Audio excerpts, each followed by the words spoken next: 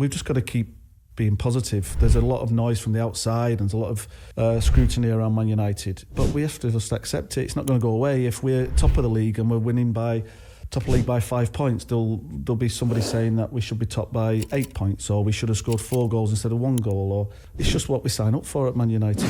When it comes to the football ownership of Manchester United, one thing that I've wanted from the very beginning from Ineos was more communication. So this is more communication. Jason Wilcox with quite an extended interview on a new podcast on the United channel called Inside Carrington. Once a week now, we should hopefully get some more insight into what's going on behind the scenes. So I'm going to run through what Jason Wilcox had to say on how things are going right now behind the scenes, on transfers, on the strategy, on the recruitment meetings that are happening, on the extra work that goes into new signings rather than just looking at what they're doing on the pitch. Also speaking about quite a lot on recruitment, but overall a bit on Ruben Amorim, his vision, etc., etc. I think it's quite an insightful podcast. I encourage you to listen to it. It's over on the MUTV. But yeah, let me start with this. This is Jason Wilcox here talking about sort of the direction of Manchester United right now.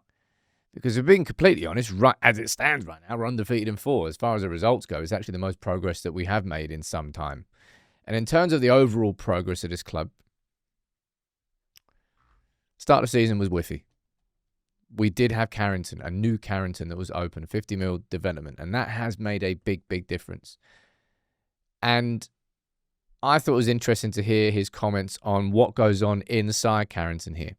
He's saying that, and this is something, of course, that I agree with, you agree with, every United fan would agree with this. When it comes to the swings of Manchester United, every single week it can go from 10 to -10. It's mad. He's saying here about stopping that. We can't have the pendulum shifting. And there it's quite interesting, saying, look, as far as you think Carrington looks from the outside, it's nothing like it appears. So behind closed doors, it's a different environment. Everybody knows what they need to do internally. As a group, as players, as individuals, on and off the pitch. He's saying that there's a connected thought process. What's your take on Jason Wilcox overall so far? I think I've been quietly impressed. I think this summer, which I'll go on to speak about, well, I won't go on to speak about it, I'll go on to cover next. We were much better compared to last season. And in terms of Ruben Amorim and Jason Wilcox, it's obvious that they've got a very strong relationship. It's obvious that Ruben Amorim has got the support of everybody internally at the club. And he was speaking about the sort of direction of Amorim here in a bit more detail, saying that we've just got to continue to build the spirit, continue to build on Ruben's idea. Ruben's got a very clear idea, he says. It's a lot more flexible than what people give it credit for. And he reiterates down there, we are really clear, myself, Ruben, and Omar, and the ownership. Man, he keeps saying that, really clear, really clear, really clear. Such a very good speaker. It's one thing I would say about him. But clearly behind the scenes, the club feels it's got a connected process, a connected vision. It's been tough to see that at times, as far as fans go, with the results on the pitch. But we're now, in the last 4 games, going into the Spurs game, 3 wins and a draw. Are we starting to see the beginnings of it? You can't ever truly say that as a United fan until it goes like maybe a couple months where United have just consistently been doing good results, hitting performances, because we're always worried about what's around the corner. I thought the most interesting part of the interview was when he spoke about transfers and sort of the process of what's going on behind the scenes and the conversations. He was saying here, look, this summer was a lot calmer than last summer. Is that because everybody was more in place? Because if you remember last summer, Jason Wilcox was, I think, the only person in, because Omar Barada hadn't yet joined from City because he was on gardening leave.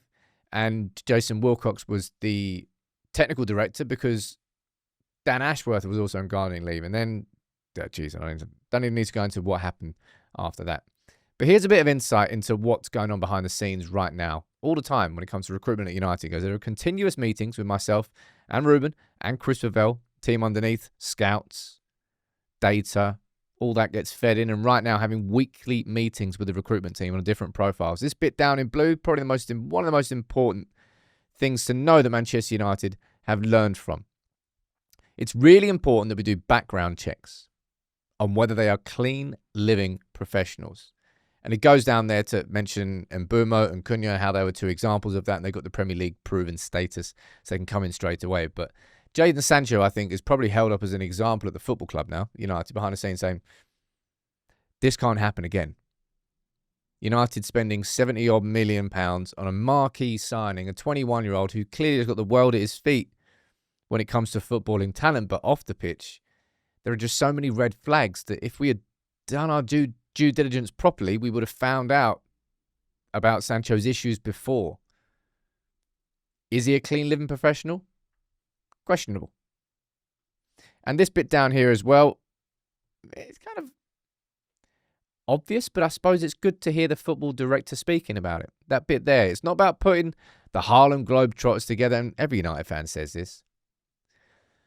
Whether you want to speak about Park Ji-sung or John O'Shea or Darren Fletcher, 3 that sort of jump to mind straight away.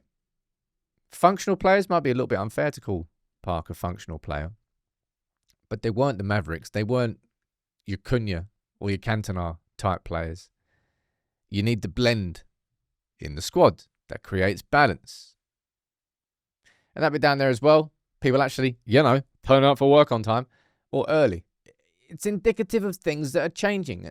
You might think that I'm glazing here when I'm running through this interview, but as I said, I wanted communication from the very beginning. Do I think there's been enough so far? I think there's been some, but I like to think that this is actually going to now lead to more, this sort of stuff. He also spoke about Šeško as well, praising him and just praising all of United's signings, really.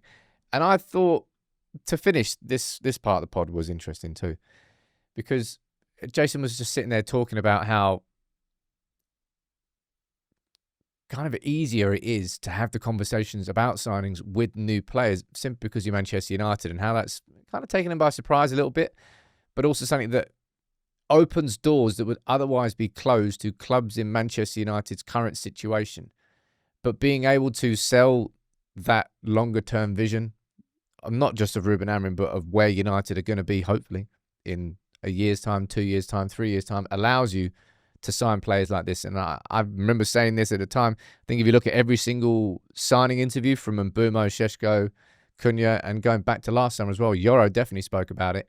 He spoke about the vision of the club, the project, and how exciting it was, and how he wanted to be part of it. And that's going to be coming from, let's be completely honest, from Jason Wilcox leading on that as the football director.